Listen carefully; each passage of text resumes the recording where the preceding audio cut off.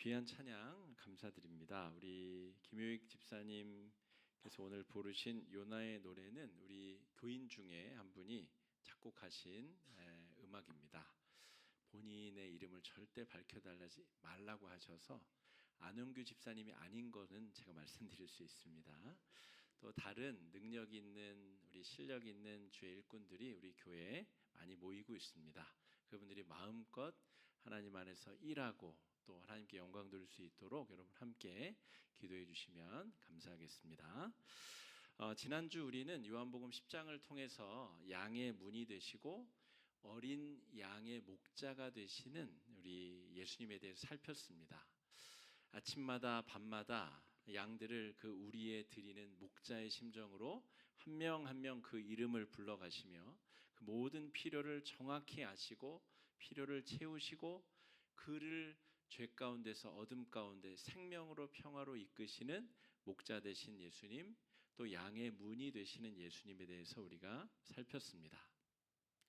어린 양이 해야 될 일은 여러 세상에서 들려오는 많은 소리들 중에 목자의 음성에 귀를 쫑긋 세우고 목자의 음성을 따라서 그 길을 나아가는 것입니다. 어린 양이라는 것은 유혹거리도 많고 세상에 들려오는 많은 소리들에 마음을 산란하게 뺏길 수 있는 존재를 의미합니다. 그래서 어린 양은 노련한 이 성숙한 양들에 비해서 길을 잃을 가능성도 높고 길을 잃었다가 죽음을 당할 가능성도 높은 것이죠. 그런데 목자의 목소리에 깊이 신중하게 귀 기울이며 목자를 따르는 양은 아름다운 성숙을 이룰 수 있습니다. 오늘 어린이 주일인데 우리 모두가 영적 어린 양처럼 이 세상에 들려오는 수많은 신호들, 수많은 우리들의 신경과 우리의 이목을 사로잡는 수많은 소리들에 우리의 관심을 능동적으로 차단하고 목자 대신 예수님의 음성에 귀를 기울이는 그런 은혜가 우리 가운데 있기를 축복합니다. 오늘 본문 1절과 2절 말씀, 그런 관점에서 오늘 베드로전서 2장 1절 2절 말씀을 같이 한번 읽어보겠습니다. 시작. 그러므로 모든 악독과 모든 기만과 외식과 시기와 모든 비방하는 말을 버리고 갓난 아기들 같이 순전하고 신령한 젖을 사모하라. 이는 그로 말미암아 너희로 구원에 이르도록 자라게 하려 함이라. 지난주일 우리 요한복음 10장의 어린 양이 된 심정으로 어린이 주일인 오늘 우리 자신이 영적 아이가 되어서 신령한 젖을 통해 은혜를 공급받고 성숙과 성장을 이룰 수 있는 기틀이 말씀 안에서 발견될 수 있기를 축복합니다. 신령한 젖은 내 이름을 부르시는 목자의 음성을 상징합니다. 우리가 수많은 것들로부터 이 세상에 좋은 것들, 우리의 삶에 꼭 필요를 채울 만한 수많은 유혹거리들에 둘러싸여져 있습니다. 이 세상이 계속 변하고 있는데 너무 빠르게 변하고 있어서 그 변화를 따라잡지 못할 지경에 이르렀습니다. AI 기술이 계속 발달되고 있고 하루아침에 또 새로운 AI가 탄생하고 만들어지고 있고 나는 음악을 한 번도 배운 적이 없는데 몇 개 단어만 입력하면 날 위해서 음악이 만들어지는 그런 시대를 살고 있습니다. 그림을 배우지 않았어도 내가 원하는 명령을 주면 내가 원하는 그림을 그려내는 시대 속에 우리가 살고 있습니다. 이 세상에 나를 행복하게 만들 만한 수많은 것들이 쌓여 있는데 그 중에 예민하고 민감하게 목자 대신 예수님의 음성에 우리가 귀 기울이고 그 음성을 따를 수 있는가? 성경이 말하는 신령한 젖이라는 것은 우리를 부르시는 목자의 음성을 의미합니다.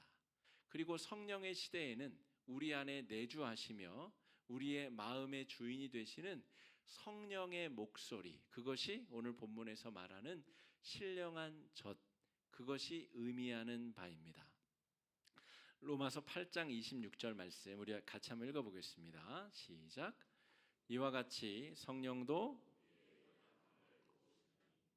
우리는 마땅히 기도할 바를 알지 못하나 오직 성령이 말할 수 없는 탄식으로 우리를 위하여 친히 간구하시느니라. 지난주 우리 어린 양에게 목자의 음성이 다소 피상적으로 이해되셨다면 오늘 베드로전서 2장에서는 성령님이 나를 부르시는 그 음성으로 그 비유가 확장되고 전환되고 있습니다. 우리 안에 성령께서 살고 계신데 그분은 내가 미처 깨닫지도 못하고 알지도 못하는 나의 기도 제목을 위해서 날 위해 기도하고 계시는 분으로 로마서 8장 26절은 말씀하고 계십니다. 그리고 그 성령의 세밀한 음성에 영의 귀가 열린 사람이 목자의 음성을 듣고 있는 어린 양이자 신령한 젖을 갈망하고 소망하는 갓난 아이와 같은 사람이다 라고 말씀은 우리에게 이야기해주고 있습니다. 또한 신령한 젖은 하나님의 말씀을 의미하고 상징합니다. 이 하나님의 말씀 성경은 완전한 책은 아닙니다. 성경이 완전하다고 하는 성경 무오주의자들도 있는데 성경이 오류가 없다면 성경이 곧 하나님이 됩니다.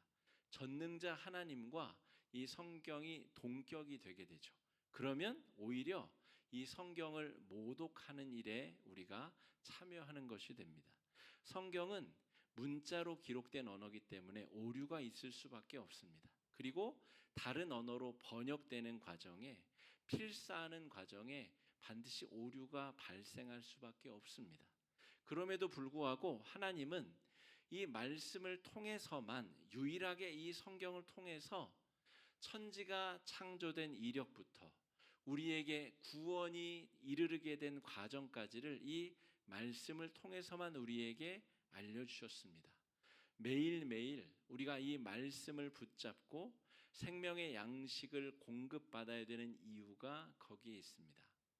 우리 교회는 다른 쪽으로 지출되는 영적 에너지들을 차단하고 우리가 말씀 위에 우리의 신앙이 똑바로 세워지는 공동체를 지향합니다.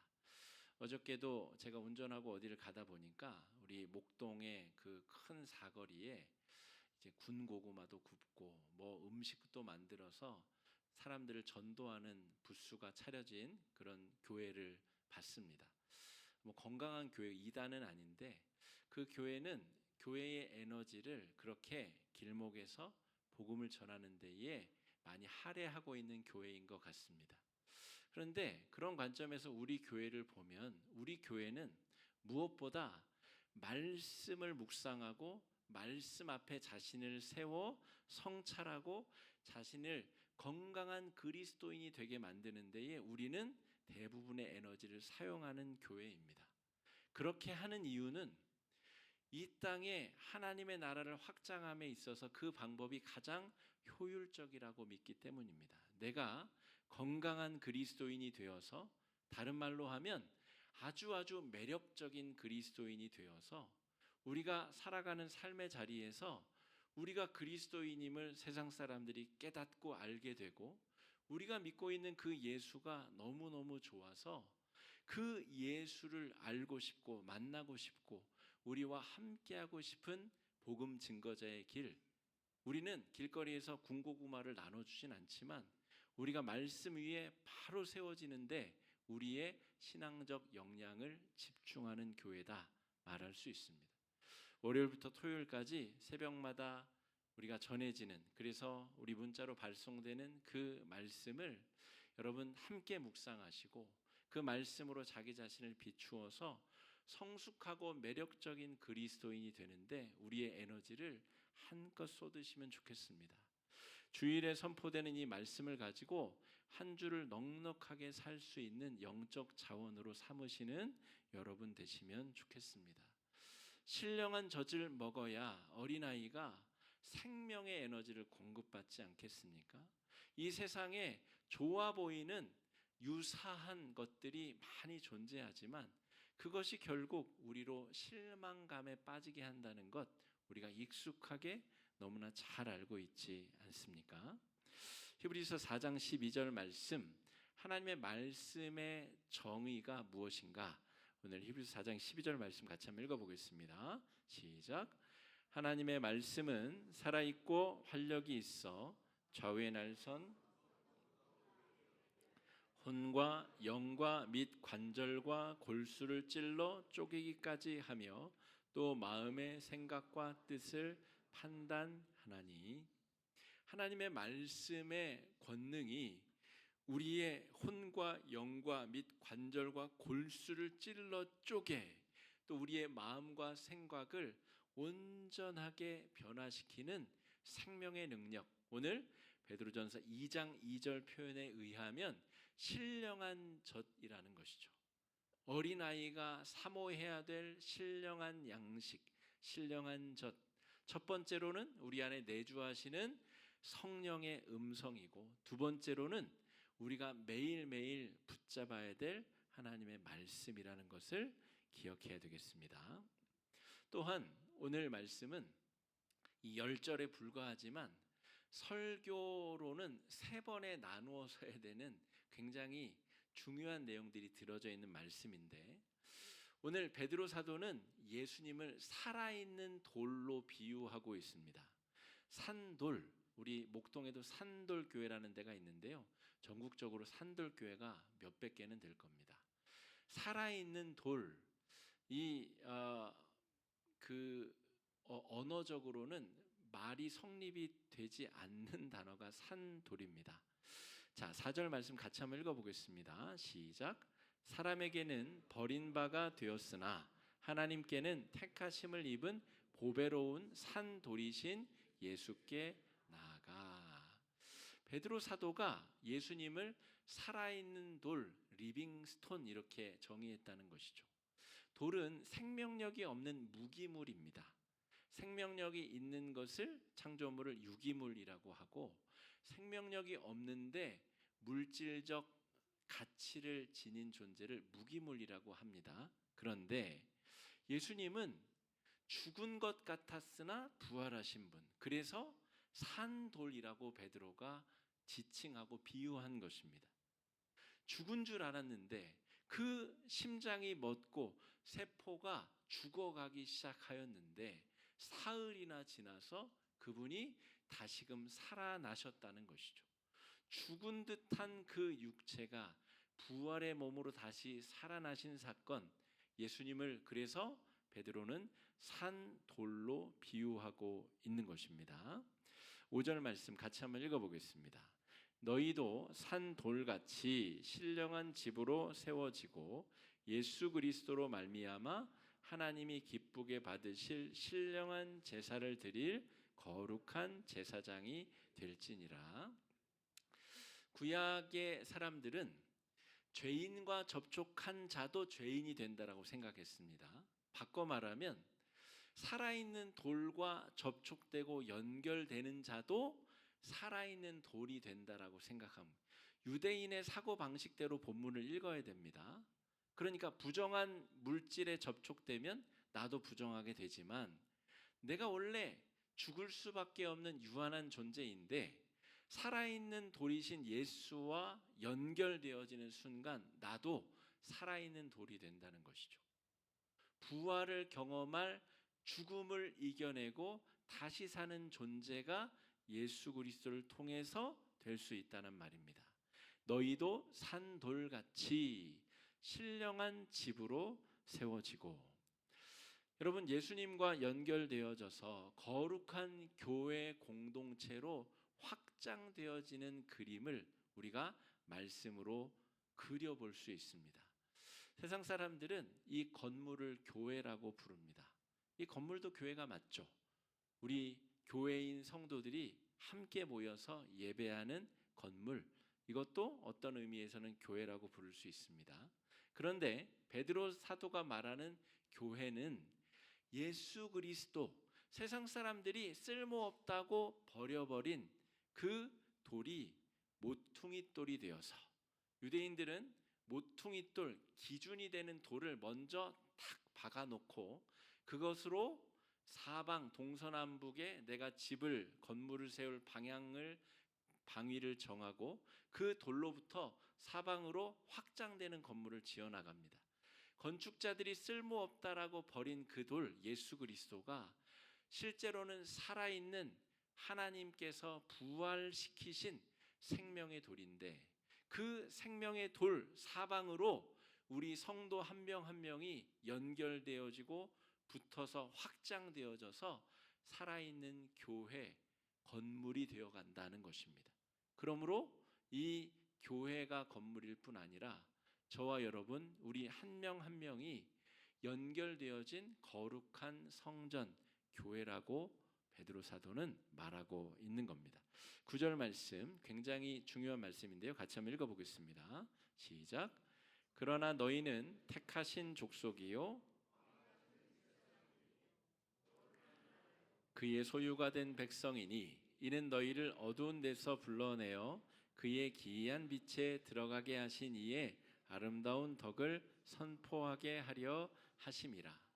예수님 옆에 연결되어서 살아있는 돌이 된 성도들을 다시 한번 베드로가 재정의하고 있는데 왕 같은 제사장들이다. 그러니까 산돌과 왕 같은 제사장과 말씀을 사모하는 신령한 젖을 사모하는 어린아이와 다 똑같은 우리들 성도들을 지칭하는 표현입니다.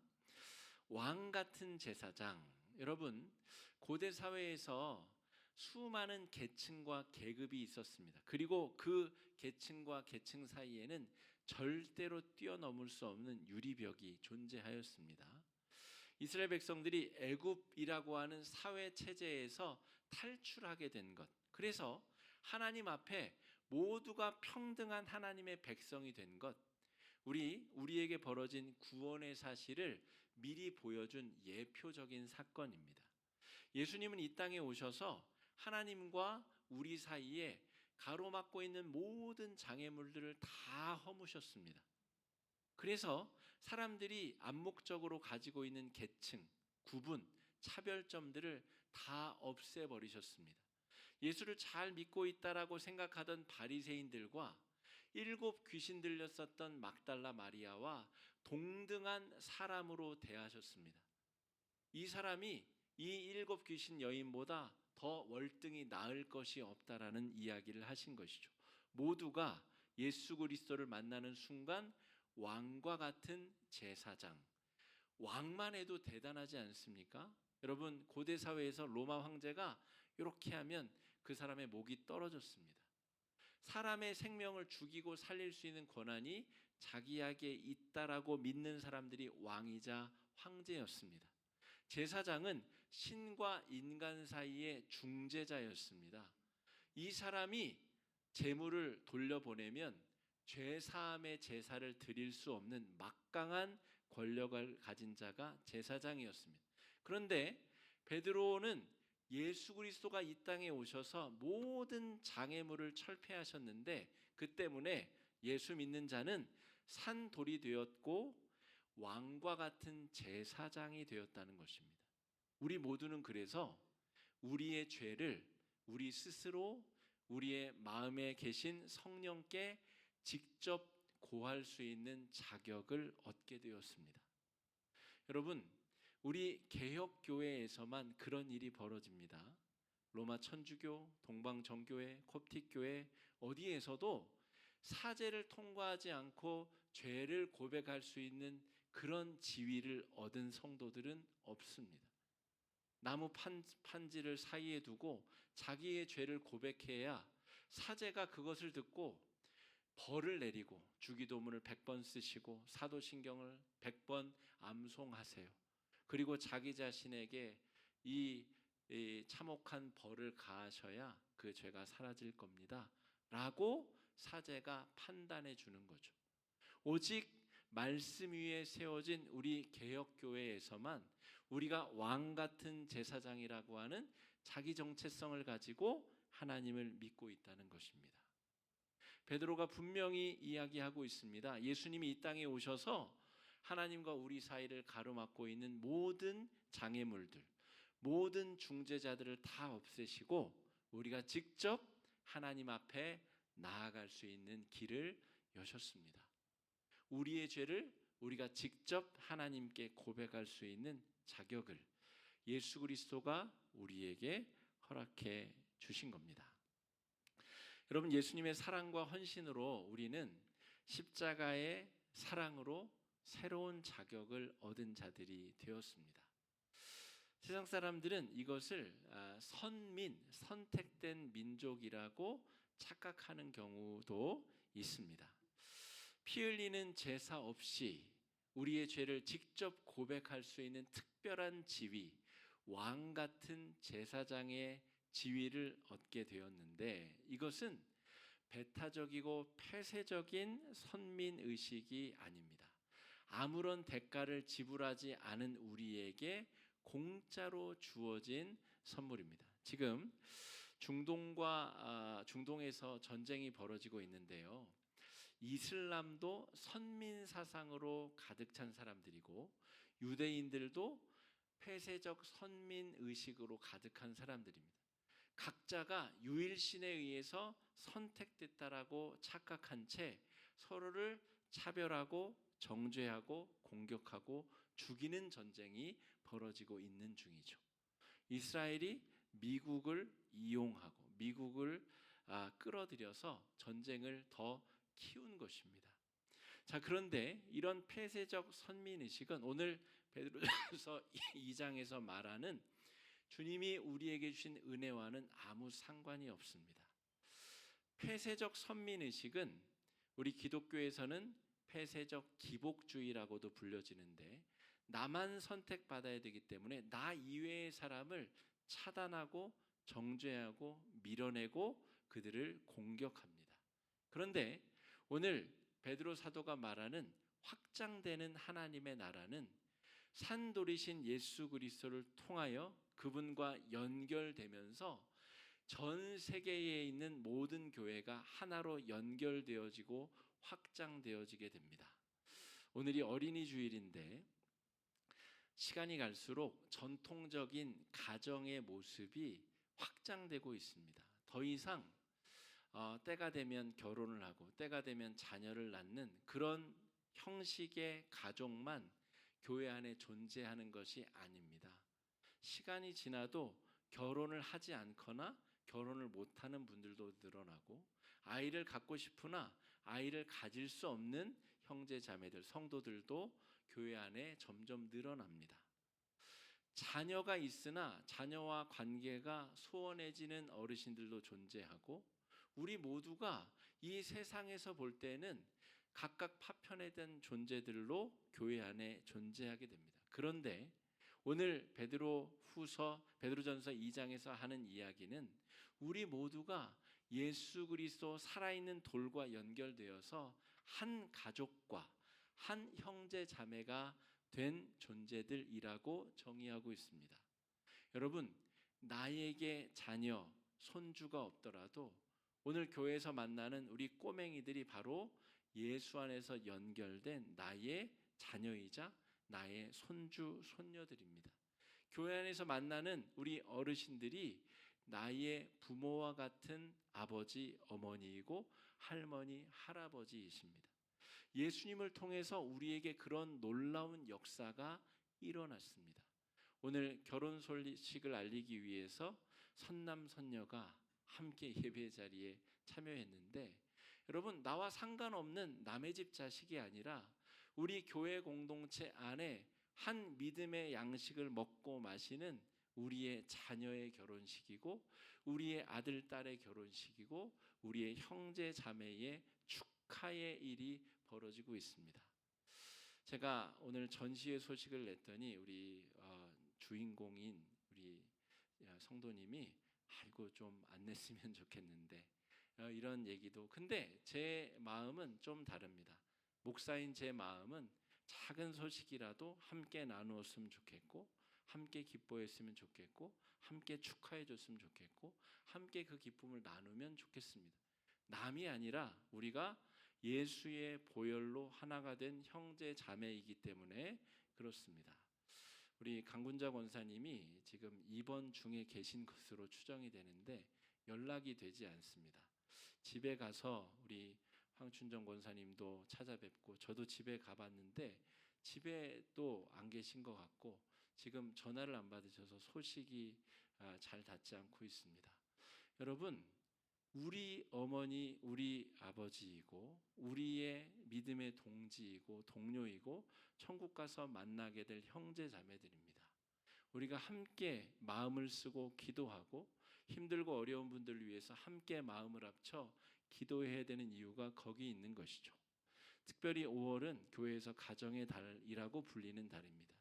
이 달은 전형적인 그냥 교회를 잘 다니는 그런 가정들이 칭찬받아야 되는 주일이 아닙니다. 각기 다른 형태의 가족들이 예수 안에 하나가 되어서 한 형제 자매를 이루고 서로 연합되고 일치된 살아있는 돌과 연결된 살아있는 교회가 되어서 하나님의 나라를 함께 만들어 나가는 거룩한 공동체라고 하는 것이죠. 산 돌을 본받는 우리 왕과 같은 제사장들이 되어서 말씀으로 말미암는 신령한 젖을 통해 영양분을 공급받고 나와 너를 가로막고 있는 성별과 학벌과 직업과 재산과 교육 수준과 그 모든 장애물들이 예수의 보혈로 다 사라져버린 너와 내가 거룩한 산돌이신 예수 그리스도를 중심으로 연결되고 사랑하고 함께 하나님 나라를 만들어 나가는 거룩한 하나님의 나라 공동체가 되어야 될 줄로 믿습니다.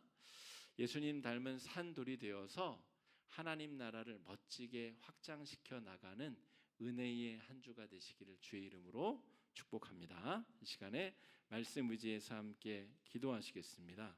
기도하실 때에 주님, 예수 그리스도로 말미암아 우리의 세계관이 바뀌게 하여 주시고 내가 우리 가족들만 아끼고 사랑하는 것이 아니라 예수 그리스도를 통해 연결된 모든 믿음의 형제 자매들을 우리의 가족으로 맞아들이고 형제 자매로 맞아들이고 그들을 위해서 마음을 쓰고 사랑을 쏟고 함께 기도하며 축하하고 축복하고 하나님의 나라를 함께 건설하게 해달라고 우리의 세계관이 이 땅에서 그치는 것이 아니라 저 죽음 넘어 하나님의 나라에까지 확장될 수 있게 해달라고 이 시간에 함께 믿음으로 기도하며 나아가겠습니다. 기도하겠습니다.